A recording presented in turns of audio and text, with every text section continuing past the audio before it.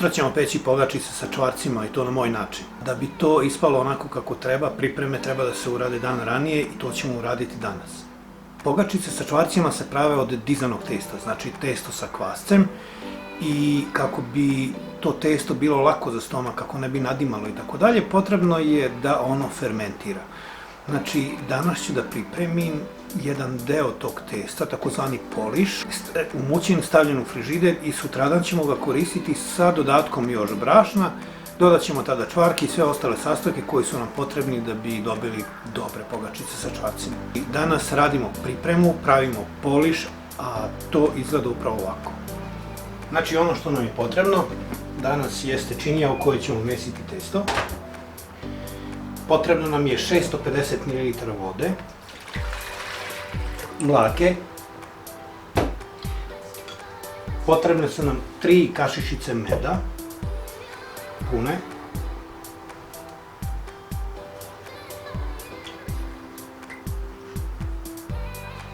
dovoljno je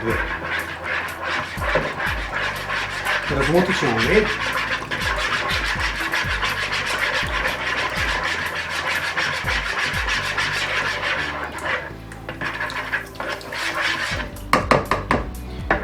Sad, dodat ćemo oko 5 grama sveže kvasa. Ja koristim sveži kvasac, neko koristi suvi, nemam ništa protiv.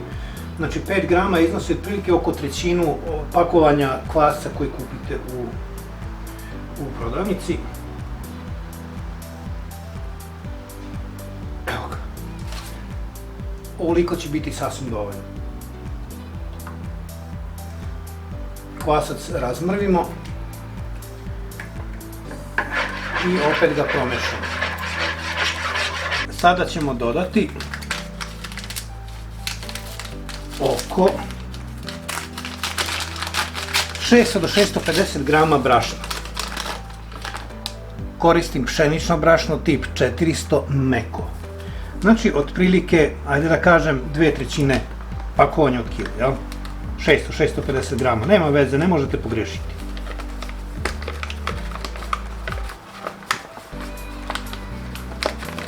Evo ga, tako. Znači, otprilike 2/3 kese smo stavili u testo, 1/3 ćemo ostaviti i to ćemo iskoristiti sutra.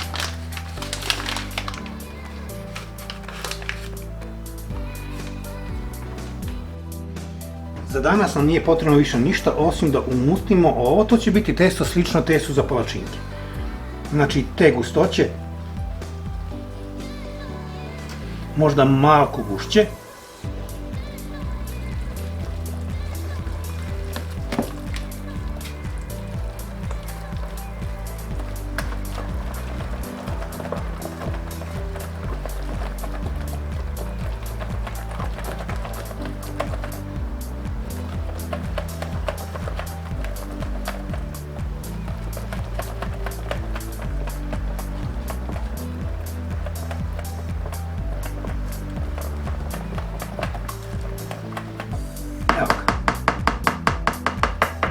To je to.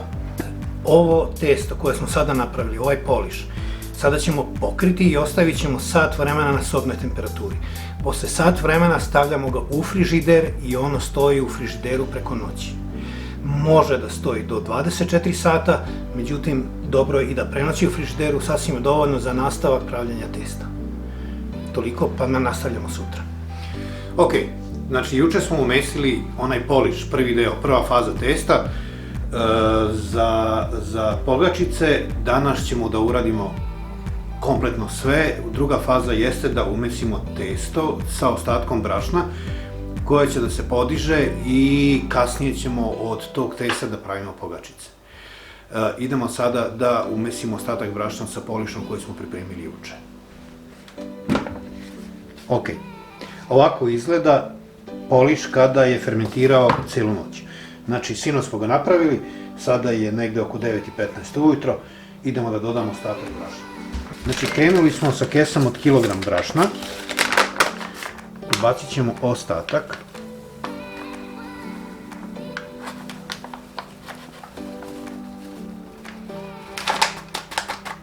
Ovako, sve. Dodajemo 2 kašičice soli, pune. i čistih opranih ruku krećemo polako u mešanje.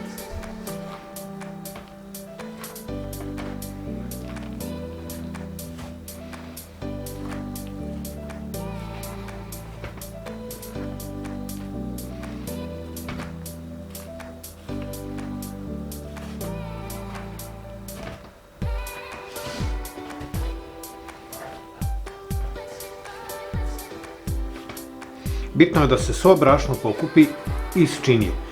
Znači na zidovima i dole na dnu neće ostati ništa od brašna. Testo će upiti sve čestice brašna. Ovako.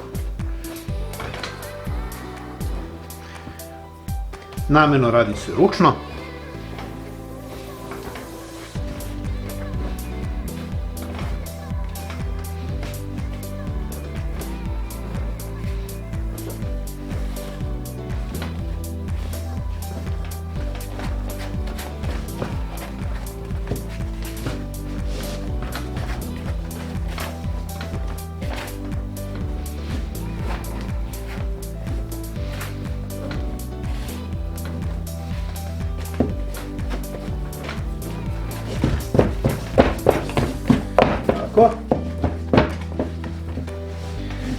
Kada smo dobili ovakvu glatku strukturu, sada ćemo ovo testo ponovo pokriti i ostaviti na sobnoj temperaturi da se odmara ovako.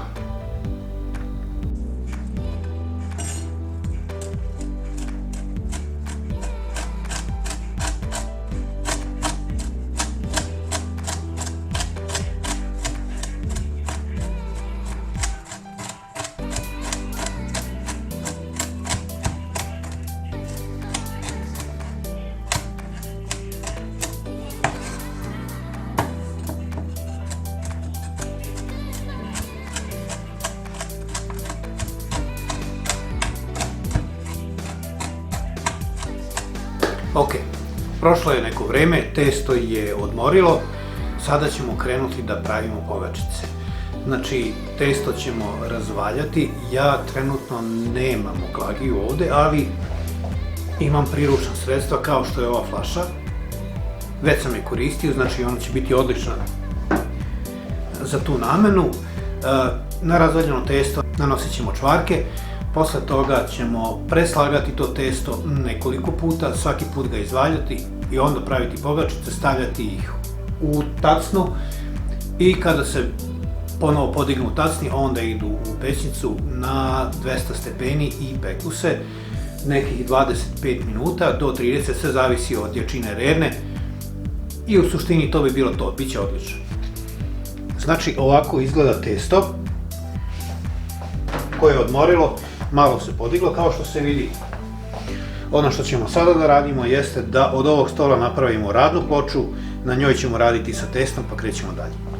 Prvo ćemo uzeti brašno, posuti po stolu.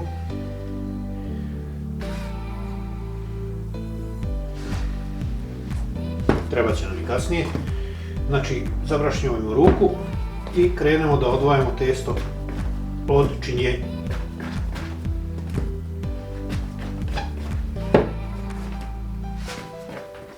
Tako.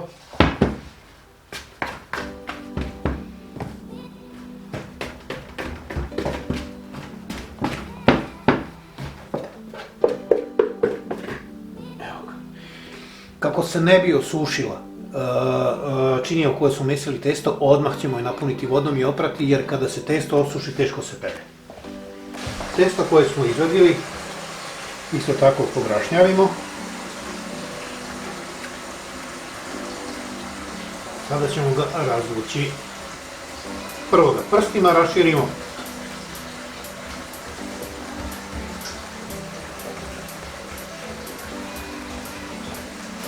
Uzmemo flašu i krećemo u valjanje.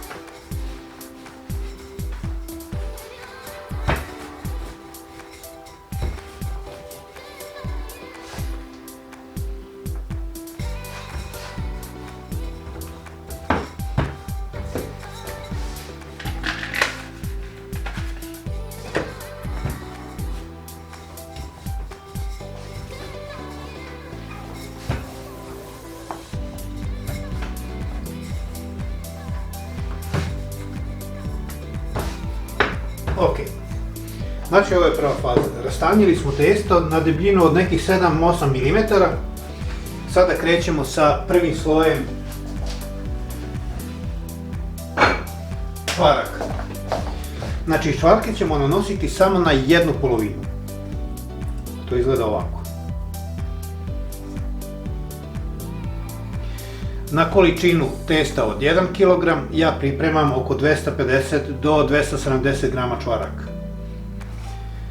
Ovi čvarci su kupljeni juče i u suštini gospođa koja ih proizvodi ih je već solila. Tako da ih ja nisam solio, a vi ćete napraviti već čvarke po ukusu onako kako vam odgovara. Znači kada smo raširili čvarke na pola, uzimamo testo i prebacujemo preko njih. Ovako.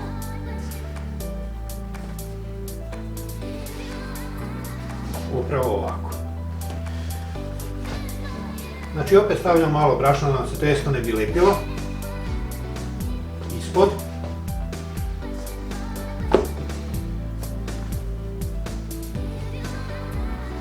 Tako. I krećemo ponovo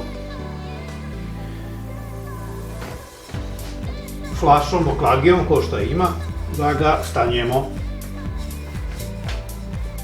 baš ovako.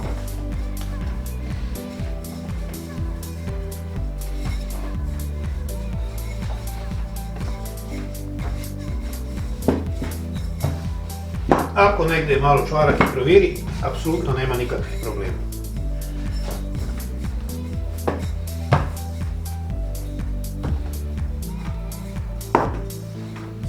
Evo ovako. Znači opet je to debljina od nekih 7-8 mm do 1 cm. Nemojte da ste više. Ovako. Ponovo je procedura apsolutno ista. Na jednu polovinu nanosimo čvarke.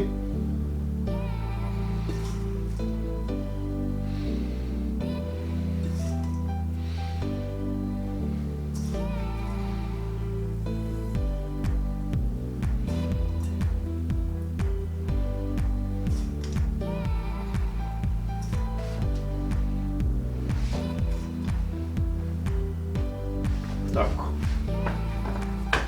I uradimo isto što smo uradili ranije, znači prebacujemo na sljedeću polovinu. Pomerit ćemo testo sada više prema sredini, jednostavno nam je lakše da radimo. Ovako, malo brašna gore, malo brašna sa strane i krećemo ponovo u valjanje. Ista procedura, ponavlja se ponovo.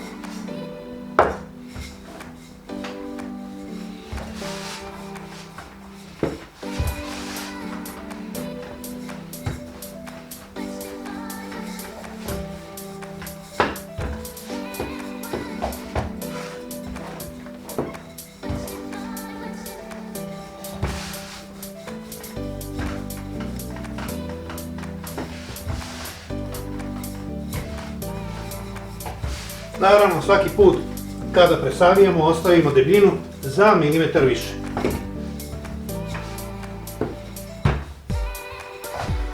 Apsolutno nema veze ukoliko oblik nije savršen ili nije svugdje isti, jel?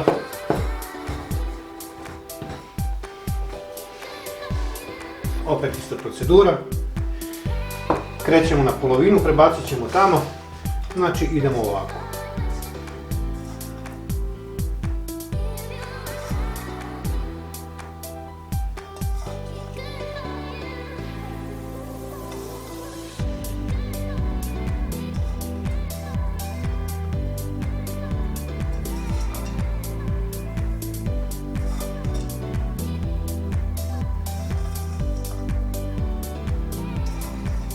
Ovdje ćemo potrošiti sve čvarke.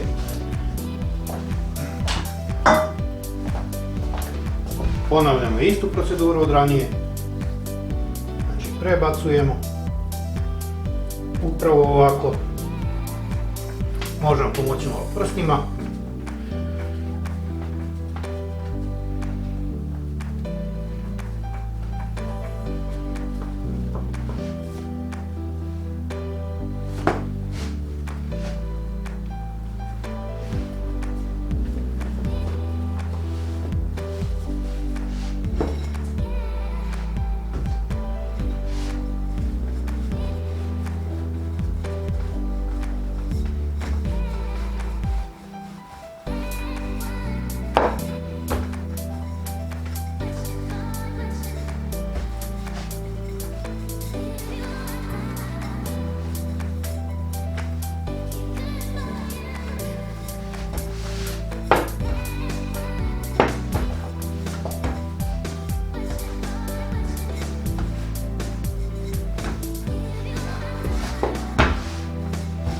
Evo ovako bi otprilike trebala da izgleda konačna masa pre nego što krenemo da ih sečemo i stavljamo u tepsiju.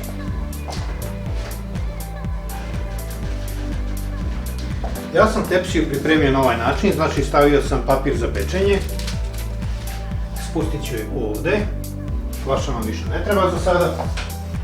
Ono što nam sada treba, ukoliko nemate modlu, jeste jedna čaša koja je čista. Čašom ćemo isecati krugove pogačice. Neko seče na kvadrate, ja volim da su one okrugle. Pa krećemo recimo odavde.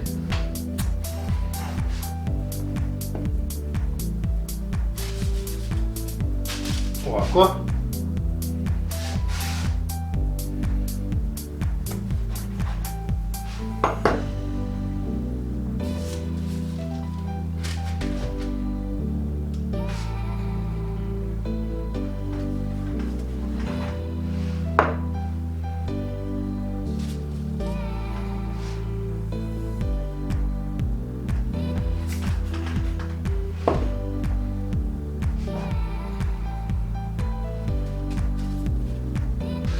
Ono što ja volim da uradim jeste da umutim jedno jaje i da jajetom premažem gornju površinu pogačice.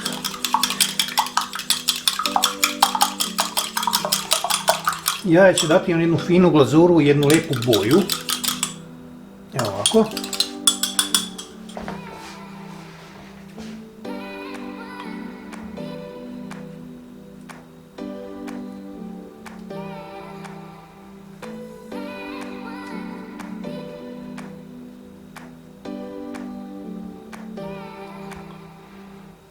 Ovo su jaja iz loka.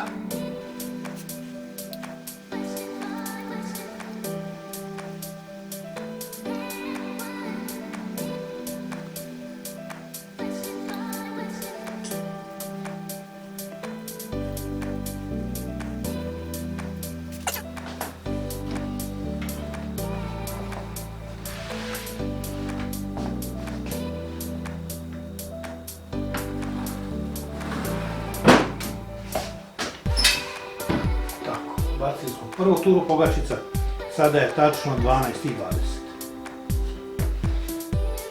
200 stepeni. U međuvremenu stvarno je šteta da bacimo ove ostatke koji se nam ostaju, u stvari testo koje imamo. To ćemo uzeti jednostavno, staviti ovako.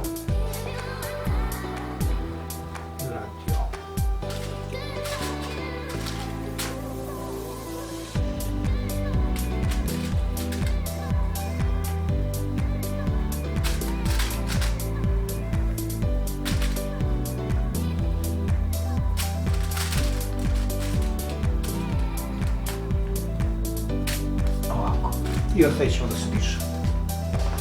To ćemo najlakše očistiti špaklom.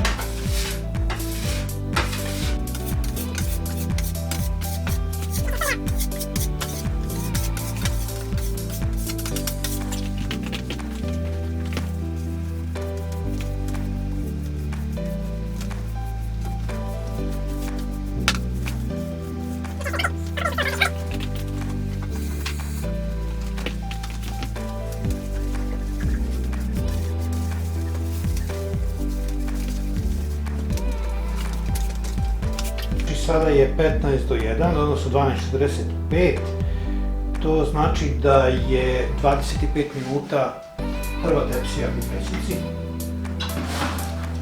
Ona je spremna da se izradi. Sljedeću stavljamo.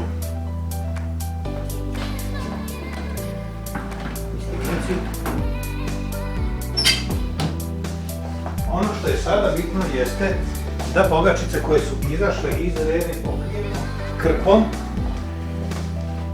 kako bi bake rekle, da se malo uspare. Znači, da vlagu više ne gube, nego da ta vlaga ostane tu.